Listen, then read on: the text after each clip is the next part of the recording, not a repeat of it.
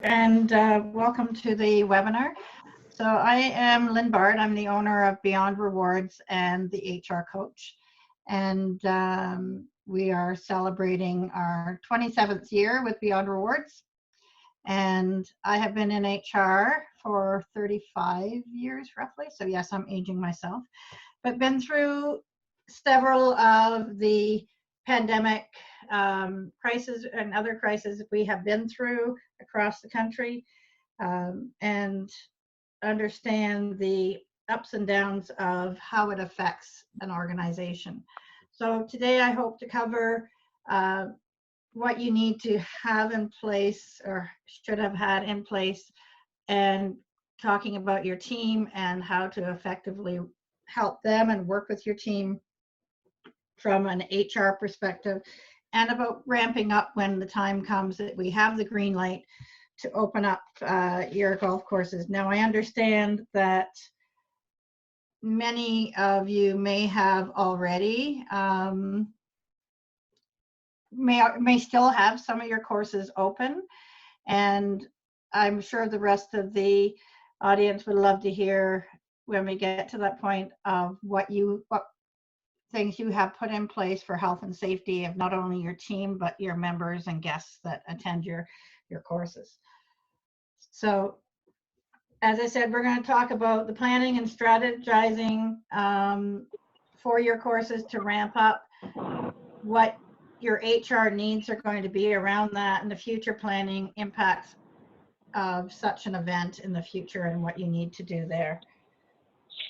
So just some stats for you quickly. Worldwide costs of a natural disaster over the years have increased because they are becoming more prevalent. And that is why it's really important that you have your business continuity plan, not just a pandemic plan, but a business continuity plan in place to make sure that you are ready for when these things happen. The insurance industry, and we're going to talk a bit about it at the end too, in speaking in my leadership group that I run. And there's an insurance agent, and she was saying that insurance companies are, even though you may not have a plan in place to address the lost revenue right now, that the insurance companies are looking at that, and potentially there is options for you to get a claim put through. So those are things that you can look at. So check with your insurance company to see if there is a business interruption insurance on your policy, or if there's something they can do, because they are apparently looking to see what they can do. When it comes to businesses and emergency preparedness, a lot of companies don't have anything in place. A lot of organizations. I am not sure what each of you have, but it would be interesting to see if you can put into the chat whether you have a business continuity plan in place. And so if you can enter that in, just so Matt and I get a sort of a rough idea how many of you actually have that. And even with a business continuity plan in place, it's following up on that, and we'll talk about that every year to make sure it's current. And an event like this you will realize how important that is to have that in place. So in the wake of a disaster like this, we're realizing the new reality. This is the new reality of how we're living and what we're doing, with everybody, staying home, working from home. When you have a service industry like you have, where your members come to you and for golfing and for events and different things, and those have had to be put on hold, it's a good time to reevaluate what needs to be done in your organization, and pay heed to what's happening in your communities as well. And it's a good opportunity to reach out to them to see how you can help and what you can be part of. But the economic impact of something like this can be devastating to a lot of organizations. Yourselves, I know you're just ramping up to open up, a lot of you, for April and May. And hopefully this hasn't impacted too greatly, but if this does go on a little bit longer, and we'll talk about that, some things that you can do. But think about new opportunities that may arise out of this, things that you can get done, and about your staff. So we're going to talk about your staff and bringing them back on board and what needs to be done there. So in a catastrophic event like this, at least 1 in 4 businesses will not reopen after a catastrophic event. Some businesses will close because they are unable to meet the new realities of the post-disaster business climate. And with a golf course, I would imagine it would be fairly easy to ramp up and open up. There are going to be obstacles, and I'd love to hear what those obstacles are as well.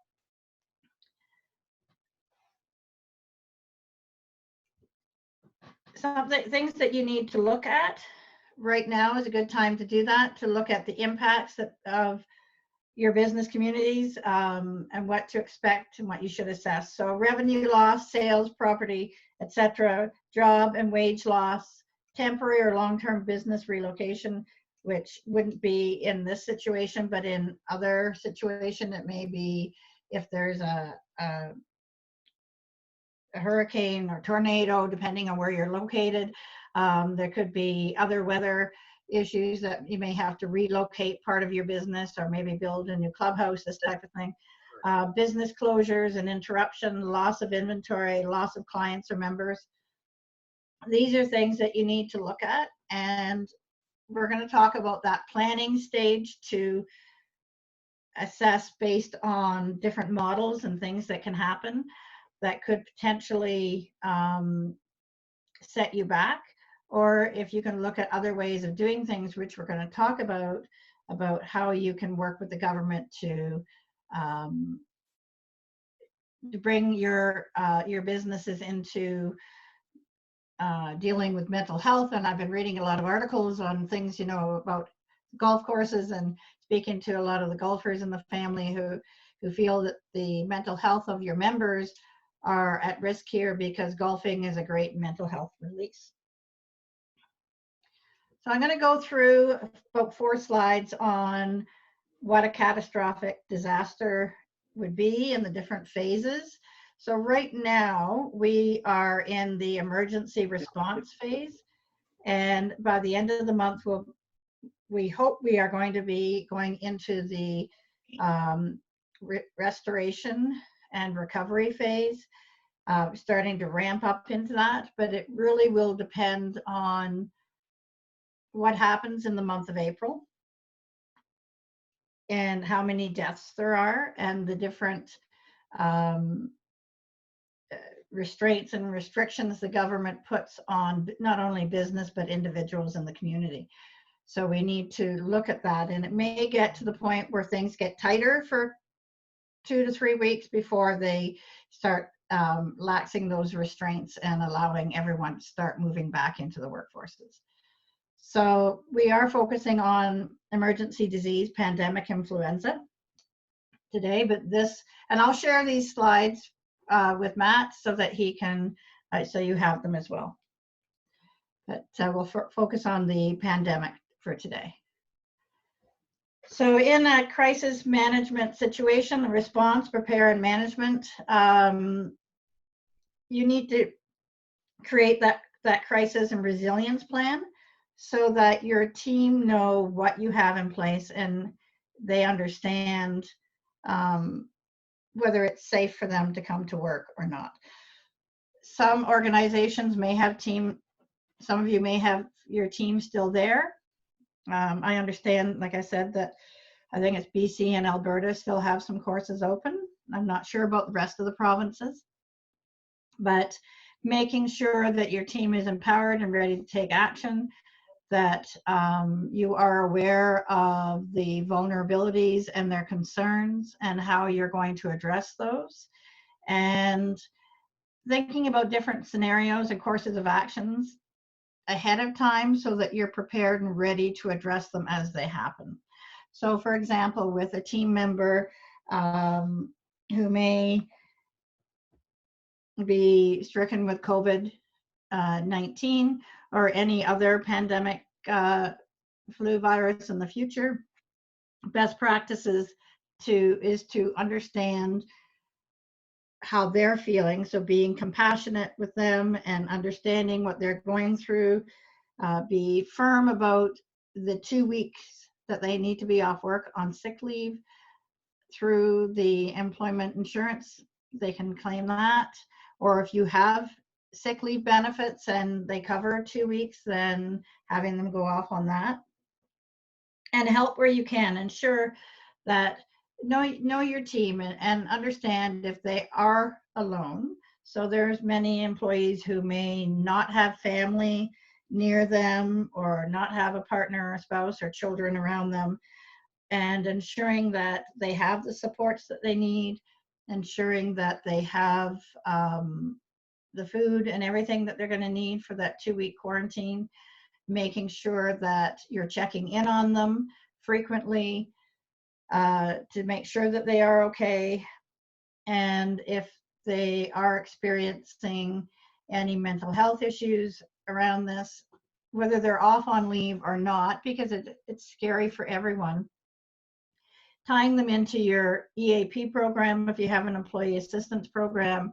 If not, connecting with the supports that Canadian Mental Health Association has provided to everybody to help them through the crisis. So that's really important that you know what those resources are and that you reach out or provide those reach out resources to your employees so that they can do that on their own.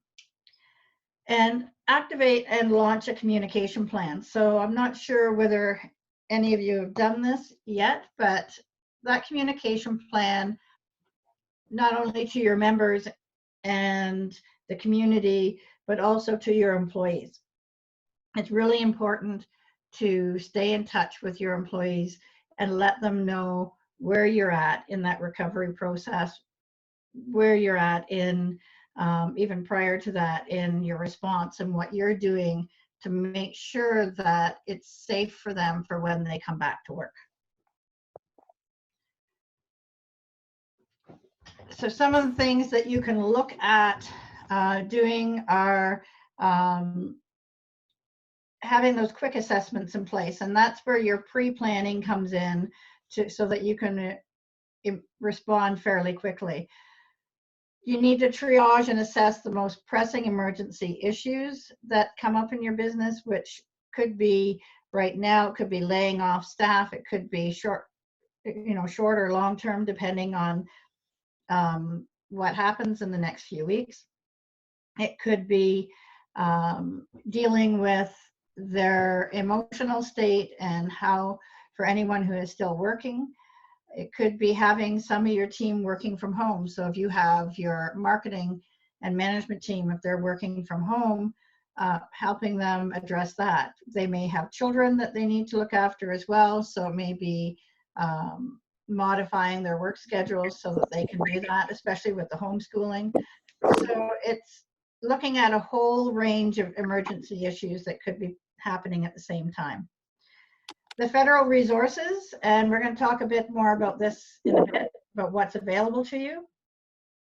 And then looking at your business re-entry into the economy as you start to ramp up.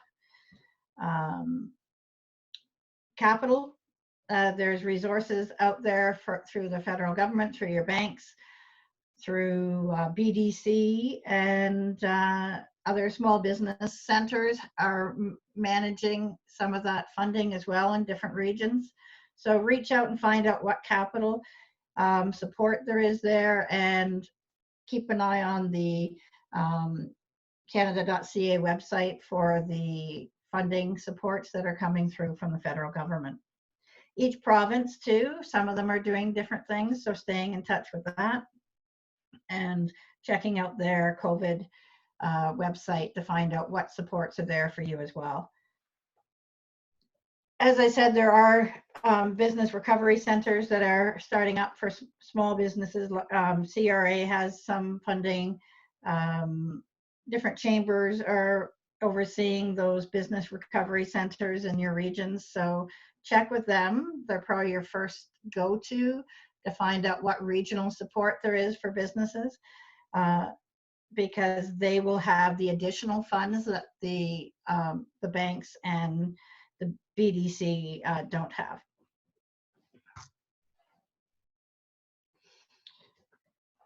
So the crisis resilience planning that you have to do, your HR talent and strategy, start looking at how you're going to ramp up your business. Who are you going to need? And we're going to go through 3 different scenarios at the end and open up the floor to talk about what strategies you may have in place, what strategies you have questions about, and what you can do there. So there are some restrictions around temporary leaves and long-term leaves and layoffs, rather, sorry, that you have to follow. They are being a little more lax on some of those restrictions because of the COVID-19. But on the other end of things, legal counsel, in speaking to some of them, they're looking at enforcing some of those things that were in place before the COVID-19. So we'll talk about the legal side as well. Your business continuing and finance. So looking at your finance is something you need to do in line with your talent. Who can you afford to bring back? What is that going to look like? Who are the key players that you have to bring back? And what is your finance looking like in order to do so? Your supply chain, most of you will have reached out, but you also have to look at your contracts. You may have had contracts in place that there's certain things that happen for every month, and you would have had to put those on hold. For example, if you have cleaners coming in, you probably had to put that on hold if you've closed your facility. Your customer member engagement. There's never a better time than right now to continue that customer and member engagement, and it's a great opportunity to talk to them about not only about your business, but about how they're feeling and reaching out to them as well. And your digital capacity. Are you set up and are you able to have your team work remotely? For those who are in positions that can, what is the threat to your organization as far as allowing them access to your servers and everything else to work remotely? So right now, you may have had to work fairly quickly to get things in place, but these are things to think about because of the threats that could pose to your organization. Even doing a Zoom meeting, there's certain restrictions you need to put in place so that the Zoom meetings are not hacked while you're in the meeting. Excuse me. HR talent and strategy plans. So you may have certain department sectors in your organization that are not operating right now because of the COVID. So, and others that are. So you need to look at your current talent strategy and who you need right now. But as you ramp up, you're going to have to look at who you're going to need for those positions and who you're going to bring back first. In order to reduce the strain on the organization so that it doesn't put you in a financial crunch, you need to look at who are the key people that you need to bring in first. And from there, what's the next phase and the next phase and the next phase. So you may bring in your management team to do some planning and your recruitment strategy, get that in place with your HR team. And from there, you're going to bring back anybody that's been on layoff potentially, all of your servers and everything for the clubhouse, et cetera, et cetera. So depending on what stage you're at in that process, it may be that the golf courses can open before a lot of the facilities in the clubhouse. Those are things that you're going to have to work out depending on what state of emergency that we're in. It's going to be very fluent as to what's going to happen over the next 4 to 6 weeks or more. So it's going to be hard to monitor and sort of dictate, okay, in 6 weeks, we're going to have everybody back on staff. We don't know that. So create a plan, make it so that it's somewhat fluent so that you can make changes, but also so that you can do a quick ramp up when we get the green light to go ahead.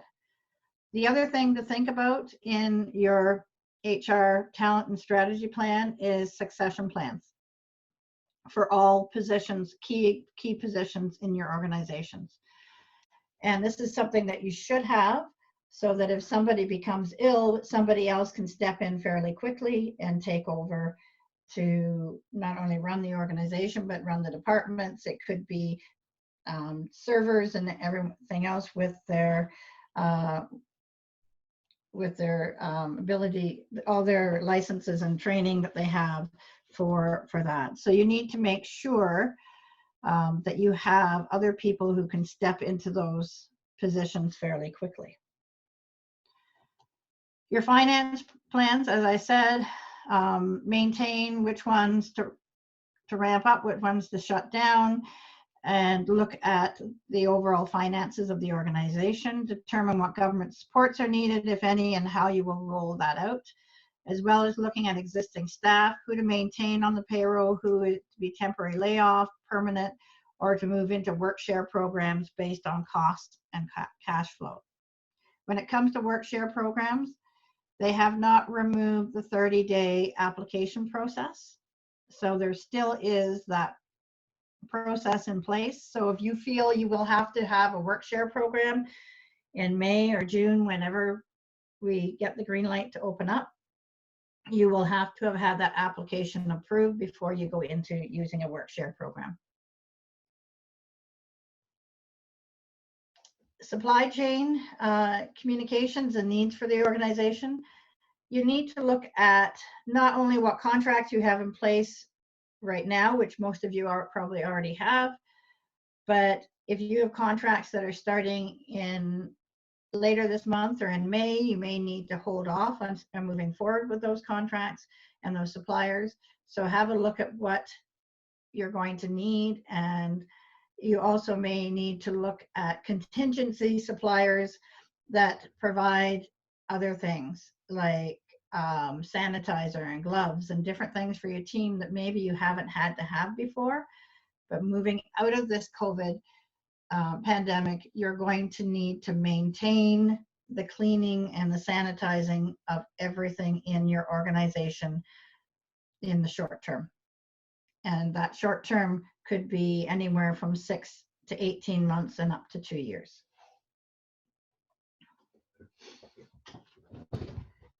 Your customer engagement strategy and communications, so making sure you have people on your team who are doing that, as I mentioned, staying in touch with your customers, your members, through communication and letting them know what you're doing through the pandemic, making sure that your communication is in line with your future ramp up so that you're prepared for when you get that green light to go. Ensure you continue to have contact with everyone in a positive message and reassuring your ability to be there for them in the future, and let them know what your strategy has been communicated with frontline workers. So talk to your frontline workers as well and let them know what your strategy is and what the communication is that you want relayed to your members. You don't want to have any negative messages going out there.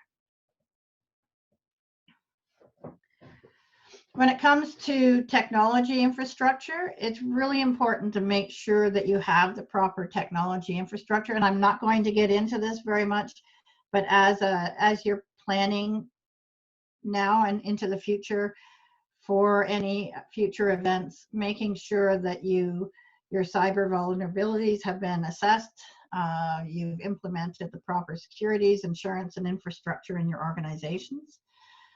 Assess the capacity of technology infrastructure for anyone working remotely.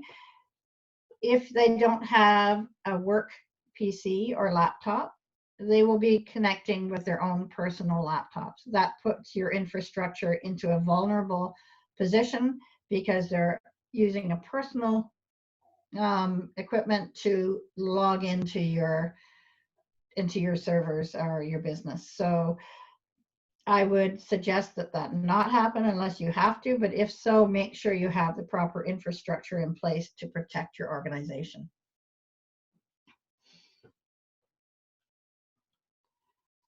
So moving out of the response phase and into ramping up.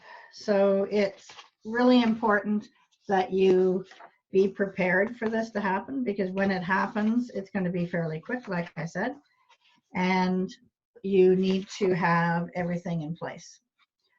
You're going to have, the economy is going to be weaker, so something you need to look at is and plan for is the potential for there to be less money in the economy. People aren't going to be have the funds to go golfing, potentially to do attend events that they would normally have attended. It's going to take some time to ramp that up. So what are you going to do for the economy to make it so that people are drawn to you and want to attend events? So it may be having the different community events happen at your location. So ramp up your, maybe you have more chamber events or more county events at your golf courses. So ramp up that type of thing. Bring people out so that they know that you're open. Offer a free round of a golf to the local politicians when things open, to the mayor and different people. Try and get companies to come out for their events to your organization. You know, target some of the larger organizations to have their staff events there for the summer. There's different things you can start to do now and start to think about, and to get those out as soon as you're starting to ramp up. So those are things you have to look at as well. And looking at the gaps in the organization right now, you need to look at where those gaps are and plan for where that ramp up is going to happen. There may be changes in the staff that you need because of the new normal. So it may require different skill sets than what you have right now in order to ramp up in different areas.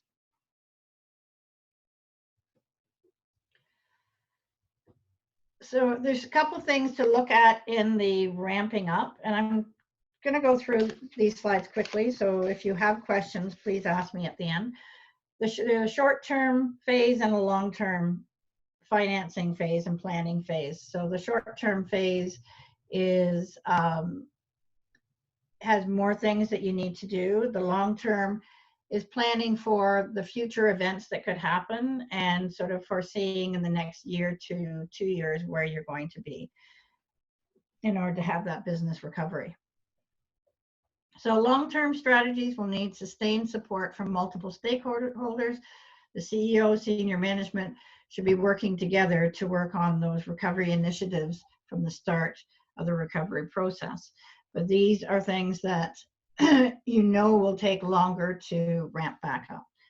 And then there's short-term, excuse me, marketing and communication. To me, the communication phase is one of the most important, not only to your members and guests that come to your facilities, but also to your employees, the ones that are laid off, the ones that are still working. The communication and the ongoing communication is one of the most important things to keep your business going. Economic development capacity, coordinated response, working with your local governments on what is happening in the community, understanding the impact on the community, and building your marketing and communication and everything that you do around that economic development capacity for your region. There's no sense in trying to ramp up in a community that has been devastated by this economic impact if there isn't the funds to do so in the community, if no one can afford to do anything outside of going to work and staying home. So be careful in your messages that you present, not only to the community, but also to your team. Business assistance, access to capital, we talked about that. So those are things to look at as you ramp up. Business retention, so that is through your members and that communication strategy that you need to put in place. Do an assessment and analysis on the economic impact before you do any of the other things on your community. Start looking at that now. Start looking at how many businesses had to close, how many businesses may recover. You may be in a tourist area where most of the businesses are small businesses rather than large manufacturing. And if that's the case, it may be harder hit through the state of emergency. So do that assessment in order to determine what the impact is going to be on your organizations in the region that you are in the country. And then look at workforce retention and development as you ramp up for your team. So you're going to look at, who you've been able to maintain, who you've had to lay off. Are they going to still be available because you've laid them off permanently, or even a short-term layoff, they may have gone to work somewhere else. That's why it's important to have that communication and stay in touch with even those who you have put on a short-term layoff, to find out if they are going to be available to come back.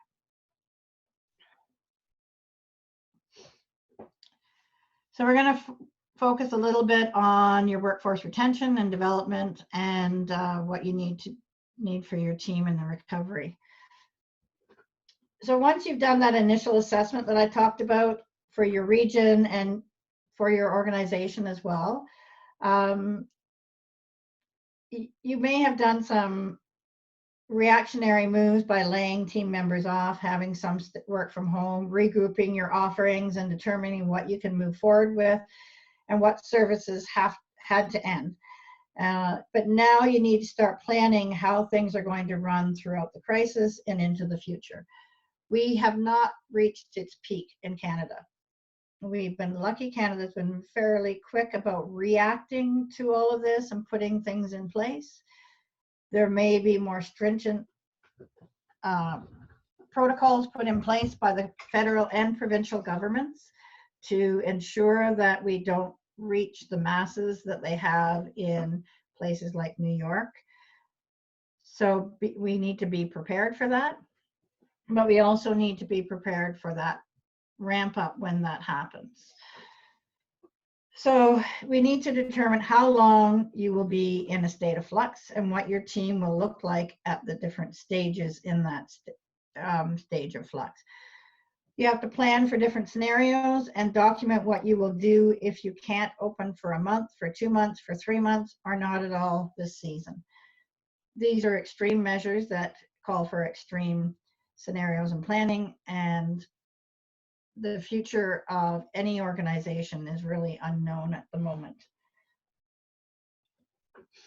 You'll need to continue to adapt above the bar regulatory requirements and protocols going forward. So a lot of these things we have in place for cleaning, for distancing, may be in place for some time in the near future. These are things that we don't know for sure how long it's going to be. So we need, but what they are saying and what has happened in the past are that the regulatory requirements stay in place for a period of anywhere from 2 to 6 months, sometimes longer is what has happened in the past. You'll need to manage rapid employee return and ramp up should you be able to open full operations within the next month or two. You will have, alternately, you may have to plan for a very different workforce should you not be able to open for 3 to 4 months or longer. You will also have to look at your core business and reassess underperforming areas and team members' skill sets. So this is a great opportunity right now to look at that and see what you would like your organization to look like when it opens. One of the things you need to do are to have a look at your policies and procedures. I'm not sure how many of you had pandemic policies in place, but it's something that you should always consider and have ready to go should it happen. So consider the following policies that we're going to talk about and make changes, additions now and well into your ramp up to opening your golf courses, as you will need the HR policies as well as your health and safety policies reviewed for your team and your members and guests and other clients that come there. So this is taken from our pandemic toolkit. So there may be other policies that you have. These are some of the basic ones that I feel are important to have and to look at. So a good health policy. This is around not coming to work when you're sick and putting those processes in place. So you may want to adjust any of your good health policies or your sick leave policies to address when we are in a state of pandemic or when there is a flu virus such as SARS and bird flu and all of those that we've had in the past. What are the requirements to coming to work?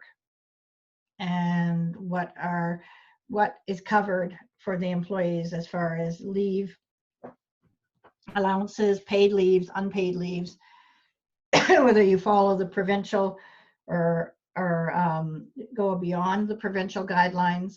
Those are things that need to be spelled out clearly in your good health policies and what is expected from your team.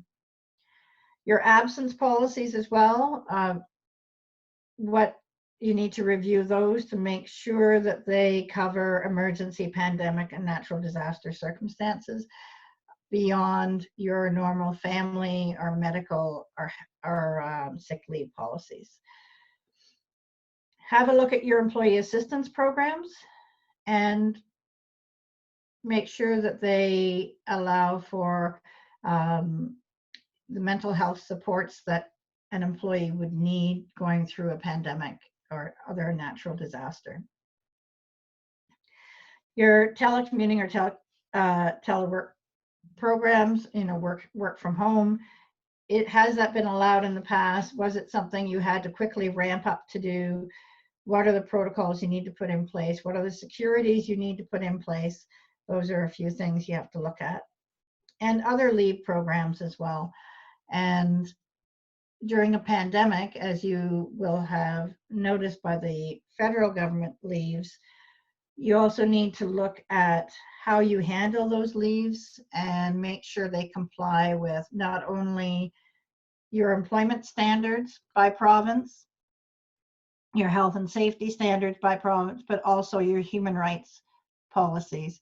And the Human Rights Commission has been very clear throughout this pandemic that there can be no discrimination against your employees and that you have to be fair in your decisions and how you handle it for those leaves. So your good health policy, your employees are a critical asset, so you want to make sure that they're taken care of.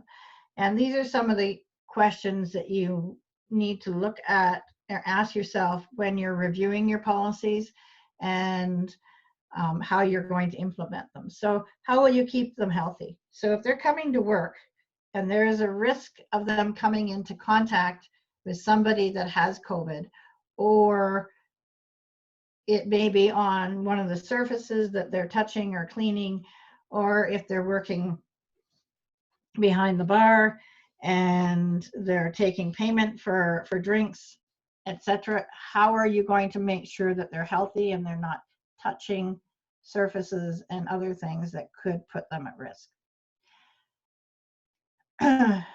What can you do to encourage them? So your employees, how can you encourage them to come to work? How can you provide them with the comfort that they are coming into a safe place?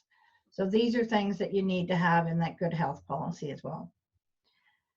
You need to look at the supplies that you need in order to keep your team healthy. So as I mentioned before, it may be more sanitation wipes, it may be gloves that they wear that are disposable, not gloves that they continuously wear throughout the day. They have to be gloves, rubber gloves that they can throw away after each use.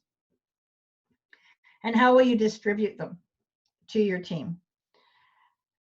During a pandemic, people tend to panic. So you have to make sure that you have control over your supplies and they're distributed in such a manner that you have them there and that they don't go missing. So these are things that you need to look at as well. So how will you distribute them? What will be the policies and protocol around that distribution? Maybe how many pair of gloves they have in a day, who they get them from, you know, what are the reasons they would be wearing that PPE, and what are the solutions to ensure that they have enough going forward.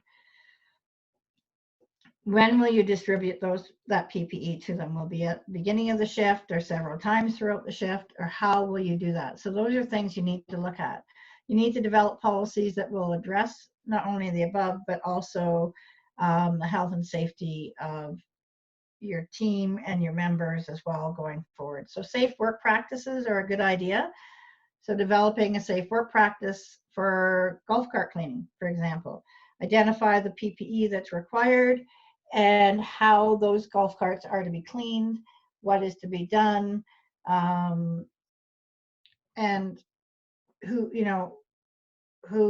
is going to do that, so the position that is going to look after that. But going forward, in order to open golf courses, if you are going to allow them to use golf carts, your members and your guests, you will have to have stringent cleaning processes in place for not only the golf carts, but everything on the golf course. Review of existing policies and update in accordance with the new government, provincial, and if mandated federal requirements under a state of emergency.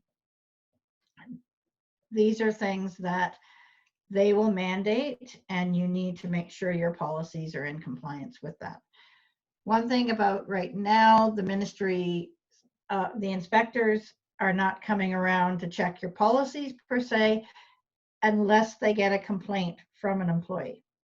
So something that they are doing in Ontario, and I'm not sure what the inspectors are doing outside of Ontario, but they're also been hired to by the provincial government to make sure that not only workplaces are following the distancing protocols and the hygiene policies that need to be in place, but also making sure the general public are also following those protocols, distancing and not gathering in parks, etc.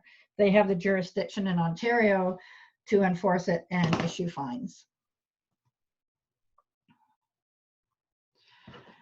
Your absence policies, as I mentioned before, this is something you need to do. You should keep track of flu-related absences, set policies in place that state how long they need to be off and what you expect for them to be from them in order to return. So you can't ask for a doctor's note during a pandemic, as most doctors' offices are for emergencies only, and the province of Ontario has at least said you can't ask for that.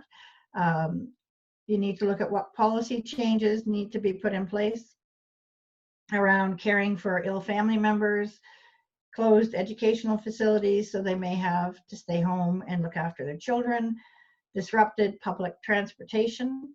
Right now, in most cities, the public transportation is continuing, but with restrictions.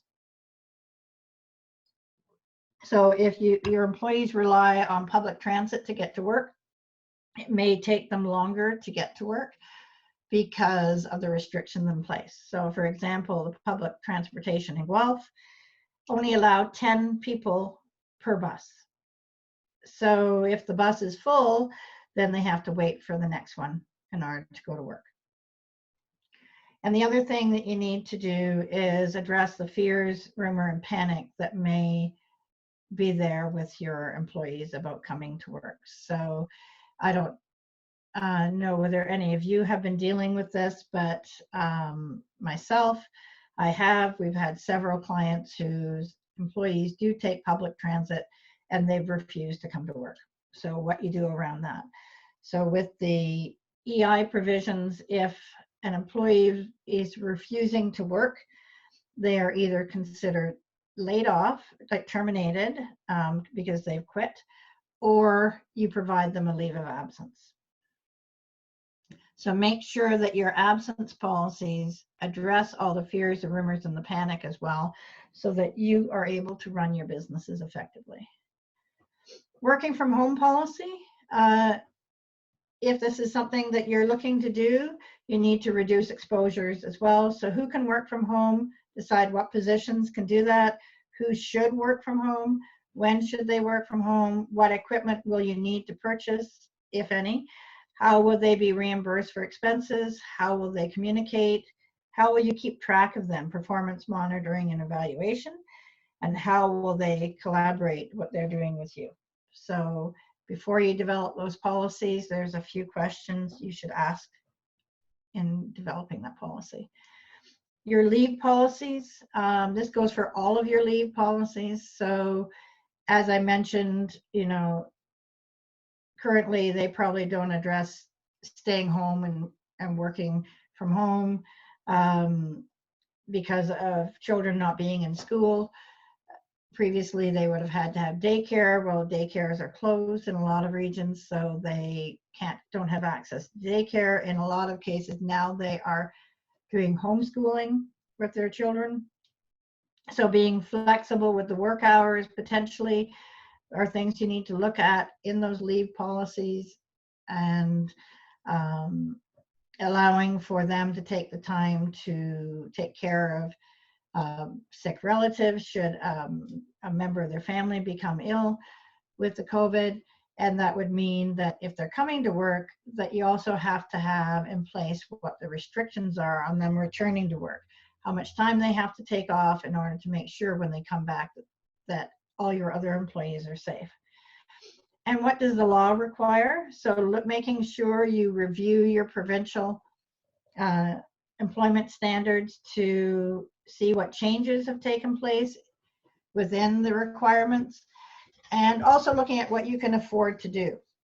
So right now, the federal government is asking all employers to hire their employees back and pay them even if they're from home, if they're working from home or they're not working, to continue their salaries through this with the 75% wage subsidy support.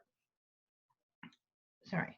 And with that wage subsidy, it's going to be probably the end of the month, the end of April, before you're seeing a sign in. It may be sooner, but they're saying roughly the third or fourth week before you see anything. But that will provide you with 75% of the remuneration paid up to $847 a week, or 75% of their salary, whichever is less, for each employee. You are expected to top up if you can, but if you can't, they're not saying it's mandatory for you to do that, but just so you are aware, legal counsel working with employees who have talked to them about these supports are saying that they have a case for constructive dismissal if an employer does not pay the balance of their salary. Some employers are looking to reduce salaries and in order to be able to keep employees and to keep working, especially those that are in the food sector. So I'm not sure there any of your kitchens are open and you're doing takeout orders, or what you're doing to continue working, but some organizations have looked to reduce their salaries and reduce their wages, in some cases down to minimum wage. And you have to be careful doing that because, again, it could be considered constructive dismissal. So if you are looking to do any changes to an employee's wages or changing their position and having a new contract, I recommend you speak to HR and to legal counsel to determine if what you're doing in a force majeure climate will not, make sure it doesn't constitute constructive dismissal.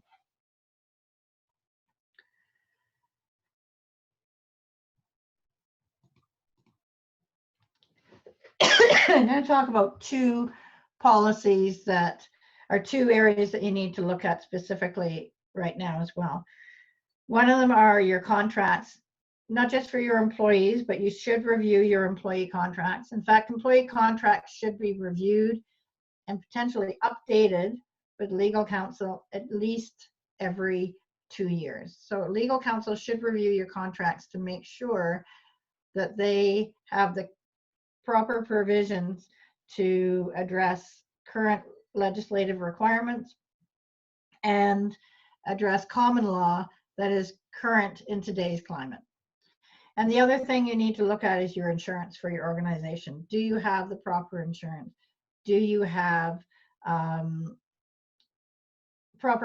the contracts with your suppliers? Is there a clause in there that will allow you to opt out of the contracts in a state of emergency?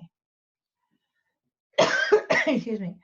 So look at your service level agreements, look at your employee agreements, make sure that if there is a force majeure, make sure there is a force majeure clause included in your contracts if there is an epidemic, emergency, pandemic, or natural disaster, so that you can get out of your contracts by mutual agreement or other ways. Should public health restrictions stop you from going into your building, etc., there's public bans, that these things be acknowledged and included in your contract language and added to existing contracts. So make sure you update your existing contracts to make sure that those things are in place. Your insurance coverage, as I said, making sure that things are in place for that. Discuss with your insurance provider any coverage for liability specific to emergency, pandemic, or natural disaster that may be worth adding to your policy. If you are self-insured, consider a thorough review of what coverage may best be shifted to an insurer. While the issue of liability for the spread of a virus may not be commonly understood, consider what actions you or your counsel will take if your business is sued by a customer, one of your members or clients or guests, because one of your employees allegedly spreads the virus to their employees or to them. Also consider what you will do if one of your own employees sues because they were infected in the course of their job and the spread of the virus to their family with dire results. They believe their employer has not taken proper precaution to prevent the spread of the virus at the workplace. So make sure that your insurance covers all of these things. It may not cover a pandemic or a natural disaster or anything like that. So make sure it does cover yourselves for any of those liable risks that could be present. And before we go on to the last part, just training of your team. So talking about new health and safety protocols that'll be put in place, as I discussed, cleaning procedures, sick leave policies, everything like that in your HR policy. All of those policies moving forward, what they will look like. Train your team on them and the new protocols you put in place. There may be new government regulations that will come out of this before you can open that you may need to meet. So make sure that you have the proper training protocols around the new government regulations, should there be any when you go to open. Now I want to open this up, Matt, to some open discussion around some of these scenarios, if we can do that. So the first one is, let's look at a month-to-month scenario for openings. So the disease has peaked. The provincial government given a green light to open your doors with some restrictions. COVID protocols for hygiene, groups of more than 20 not permitted, and proper cleaning protocols and training must be put in place. But many employees are still leery of returning to work. You are anxious to open as you have lost 1 to 2 months of the season. Who will be responsible for heading up the management of the situation? How will the staff be communicated to? What will be the message that you provide to them? How is your organization prepared for people to come back to work after being out? What actions can be taken to help staff readjust to the new normal that we will have in the workplace? How will you accommodate staff who work throughout the pandemic? How will you continue to enforce infection control measures, frequent hand washing, hand sanitizer, coughing into arm, cleaning, golf carts, washrooms? What plans are you making to prepare for the next wave of the illness? So some things around the members coming into your clubhouses and using the washrooms. One of the things you may have to do if you're permitted to open early is to have a cleaning staff member there who cleans the bathroom after everyone uses it. This is something that some organizations already do. I'm not sure whether you do that, but these are things that may be measures that would allow you to open earlier. Matt, did you want me to go through all the scenarios and then open the floor? Yeah, maybe. Okay. So the next scenario is, let's look at a 3 to 4 months before you can open. So the disease has peaked several months ago, but the government issues a non-essentials to stay closed until the end of July. The provincial governments have given a green light to open the doors with some restrictions. COVID protocols for hygiene, groups of members maybe 50 not permitted, and the proper cleaning protocols and training must be put in place. But many employees are still leery of returning to work. You are anxious to open your doors as you were before. So again, going through who will be responsible for heading up the management of the situation. Will you need your full team, that should have been, for a shorter season? If not, who can you lay off until next season? How will the staff be communicated to? What will the message be? How is your organization preparing for people to come back to work safely? And what are the new protocols? What is the new normal? What actions can be taken to help staff readjust again? How are you going to address their fears? Especially with that threat of the second wave coming. How will you accommodate staff who worked throughout the pandemic? Will they get a bonus? How will you continue to enforce infection control? And what plans are you making to prepare for the next wave, as we said prior? And the last one, let's look at possibly 2020 opening. So depending on how things go through this first phase of the pandemic and what their predictions are for the second wave, will determine who they allow to open and when they allow them to open. But if you are unable to open until 2021 because of a strong second wave of the COVID, and the government issues that all recreational businesses stay closed through to 2021, what are you going to do? They probably have restrictions of not more than 50 people potentially in 2021. We don't know. But who will be responsible again for heading up the management of this decision? How will you communicate this to your team? Who will you maintain on staff? Maybe your communications and marketing team. How will you ramp up after a year of not operating? What changes will you make to ensure you are still meeting COVID protocols? Are there services you can introduce early on to your members to get them prepared, excited, and ready to hit the greens to help you make up for the lost year? So some golf traditions and more that may go by the wayside during and after the COVID-19 pandemic. The final green handshake has always been a beautiful tradition, but it seems it will fall by the wayside, at least for the foreseeable future. Leaving the flag stick in the putt, of any Makeable distance is another sacrifice that seems necessary, at least for a while. Staff will need to wipe down golf carts after every use, and member guests will need to carry their own sanitizers to clean surfaces they touch.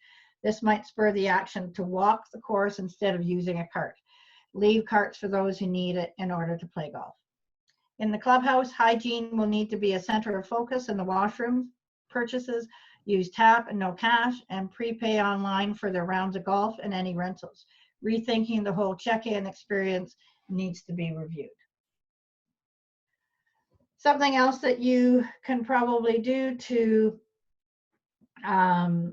look at maybe opening a little bit earlier, if you have the right protocols in place, are lobbying the government for a 2020 opening with COVID restrictions. On that note, what are some of the things you can propose to government should they try to maintain closures for the remainder of the year or extended closures into the fall? Golf can help with mental health. How can you address this option with the government? Can you be designated an essential service for health reasons? Liquor stores are.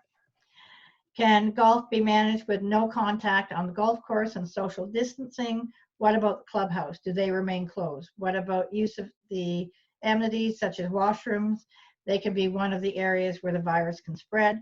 How will they be maintained to ensure there is no spread at the golf course? And that's it. So if we want to open it up to... Yeah, there's a few questions in here for you, Lynn. Do facilities have to provide washrooms if the washrooms are located in the clubhouse, which is still closed and only available for takeout? I would say that in order to open the golf courses, washrooms would have to be available. It's a long time, you're out on the courses for a long time. So unless you want people using trees and different things being direct, I would say that in order to open, you would need your facilities open.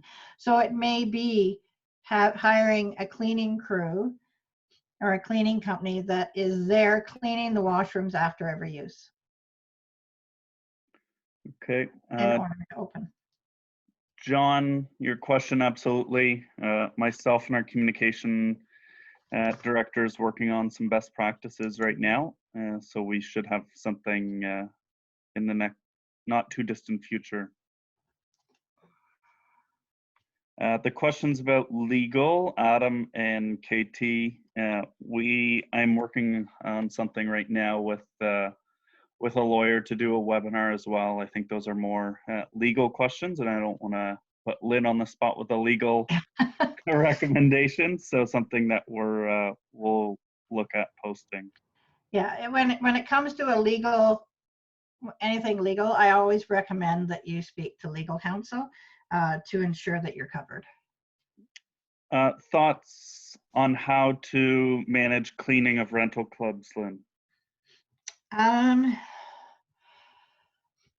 Going forward, the cleaning process is going to have to be very thorough. So it's not only for your members, but for your employees as well. So I don't know whether the individual clubs have a cleaning crew that they hire, but making sure that the cleaning process and protocols you're raising the bar on that very, very high. So it may be limiting 1 or 2 people into the restrooms at a time, and like I said, cleaning after each use. So those things are very important. I'm not sure whether, I know from my travels when I go to Florida, for example, a lot of those places have a cleaning person in each of the washrooms. And after each use of each stall, they go in and they clean before anyone's allowed to use it. And that's something that has been in place in some places down there, especially recreational places, for some time. And those are processes that you may have to put in place in order to prevent the spread of the disease for some time. Quite a few questions coming in here, Lynn. What is the best steps or course of action to present our operations COVID plan to prove our level of safety to a health minister to leverage opening?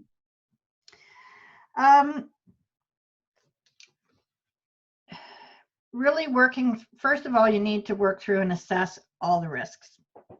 So do that risk assessment. And I would recommend that you and your team sit down and throw everything on the table that could be a possible risk to the members and your staff, and put in protocols and practices on how you're going to address every one of those risks. So even to the point where I talked about the flag on the courses. With people touching that flag, how are you going to ensure, if you even, I mean, you need to have the flag there. So how are you going to ensure that there is no spread of the disease with that flag?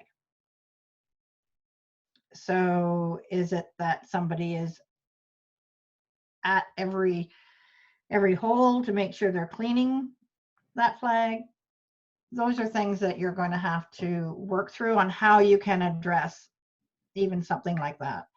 So you're going to have to prove to the government that, number one, that you have the protocols in place and that it is a safe place to come during either after the peak, if that's when you're pushing for, or even during a pandemic. That may be a little tougher, but as we're ramping out of the pandemic, I think we reached the peak and we're on the decline, maybe ramping up then, but also talking to the government about how golfing helps with mental health issues, and how getting out in the fresh air and everything will be good for individuals when they have to stay home. So I would really play on something like that, and on the mental health aspects and how it will help, and on what protocols you're going to have in place to ensure their safety. Blair, your question, I'll revert back to a webinar with a crisis management expert we had on returns. Still unknown. The question, Lynn, is about do you allow returns or try-ons in the shop? And Suzanne's opinion was that she sees in the, at least within the next year, that there will be a no return policy for any retail sales. I don't know if you want to pick up on that, Lynn. Yeah, so definitely there will probably not be allowed to have any returns, and you're probably seeing that right now in any retail. What you buy, it's yours. You bought it, you have it. No returns. And I would certainly have it that there would be no returns and no try-ons in your shop for at least the next year, if not longer. How do you let your members or customers shop in your pro shop around apparel, gloves, shoes? What are cleaning protocols in the shop? The problem is with them touching anything right now. The COVID, they say, stays on different surfaces for up to 48 hours that we know of. It could be longer. We don't really know. So that is why a lot of places have gone to online purchases only, or if there's certain things that they want and they know you have it in there, they can purchase it and you bring it out to them. I would say for your apparel and everything else that for the first at least 6 months after the ramp up, at a minimum, that they not be allowed to come into the shop to purchase due to the potential spread of the virus. Because they're saying right now that even after you've had the COVID, that there is the potential for you to be a carrier of that virus past your 14 days. So I'm not really sure how the government's going to handle that, but when it comes to the safety of your team and your other members, you're going to have to look out at how you can service them differently in the shops for a little while. Great, thank you. Yeah. Greg, your question about lobbying, we are working on the NGCOA has created some templates.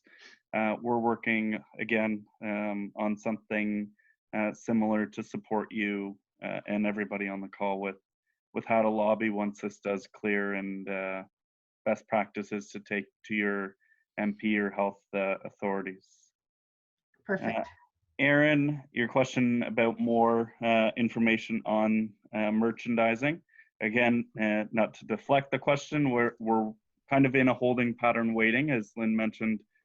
It's kind of still an unknown right now, so we're trying to get some information from some major retail providers and how they're going to manage this, and until stores start opening across the country is when we'll be able to have some more information on that. That was recommendations from Lynn and Suzanne, personal opinions and recommendations, but we'll have some more information soon.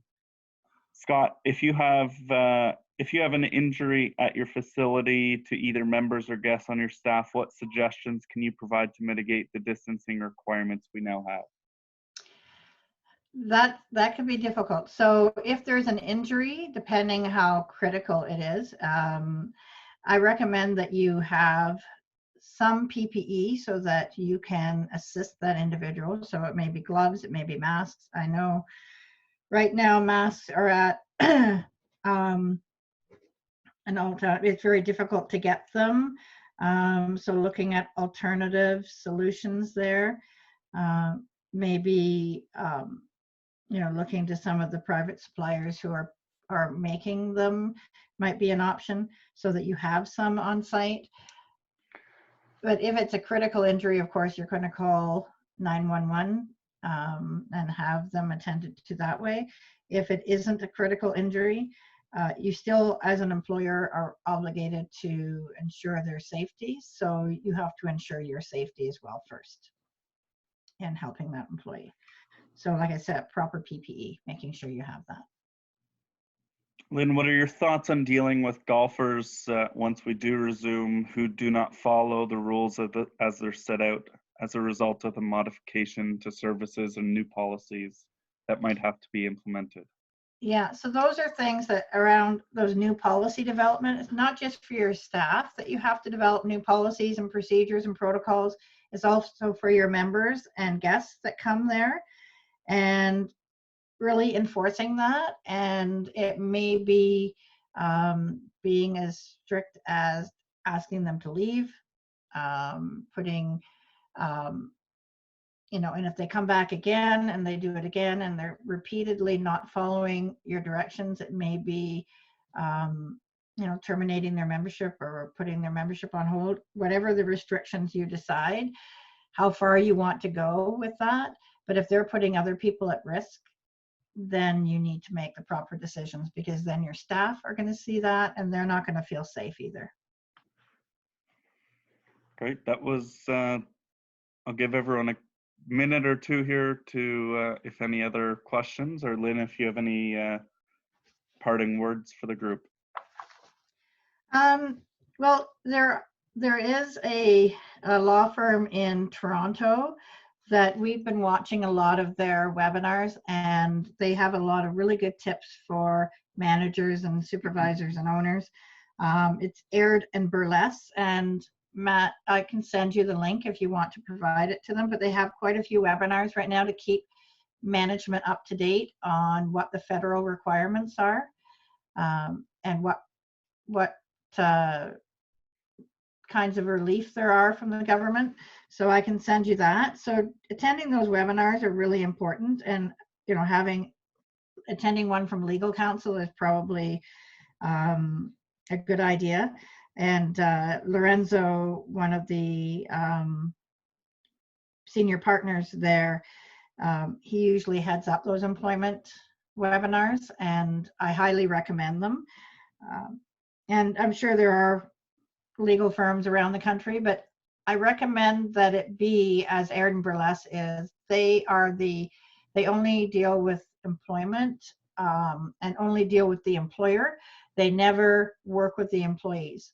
So there is no bias or any crossover there. So what you're hearing is exactly what the employer needs to do. So if you're going to listen to any webinars from legal counsel, make sure that they only deal with the corporate side. They don't work with employees as well. And I'm just looking at some of your other questions before. Your best practice if somebody does get sick is to stay in contact with them throughout their time off. It's really important to do that for you to understand how they're doing and when they're going to come back to work, so that you can do your planning and to show your compassion. And if anyone has any questions, they can reach out to me at any time. Absolutely. We'll put Lynn's contact information. So if you do have follow-up support that you require, you can contact Lynn directly. But Lynn, on behalf of everybody on the webinar and the entire membership, want to thank you for the content. It was great working with you. And I know we've got some next steps to come out of this together. So looking forward to that. Perfect. And if you want to share those 2 checklists, you're welcome to do that as well. Absolutely. Thanks so much. Thank you, everyone.